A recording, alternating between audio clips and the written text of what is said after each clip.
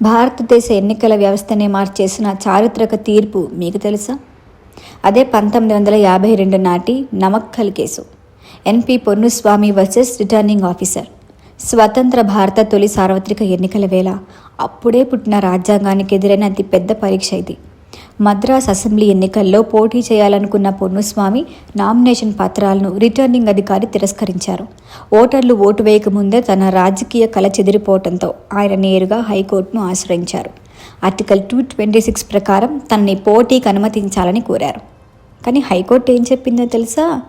ఎన్నికల ప్రక్రియలో తాము జోక్యం చేసుకోలేమని పిటిషన్ను కొట్టేసింది. మరి ఈ కేసు సుప్రీంకోర్టుకు చేరింది. 6 న్యాయమూర్తుల ధర్మాసనం ఒక కీలక ప్రశ్నను విశ్లేషించింది. ఎన్నికల ప్రక్రియ మొదలైన తర్వాత కోర్టులు మధ్యలో ఆపవచ్చా?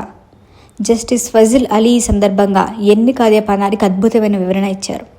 ఎన్నికంటే కేవలం ఫలితం కాదు, నోటిఫికేషన్ నుంచి ఫలితాల వరకు జరిగే ఒక నిరంతర ప్రక్రియ అన్నారు.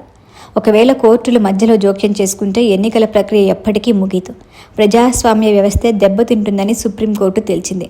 పొన్నుస్వామి ఈ కేసులో ఓడిపోయిన ఎన్నికల ప్రక్రియ పూర్తయ్యే వరకు న్యాయ వ్యవస్థ సంయమనం పాటించాలనే చట్టం గెలిచింది.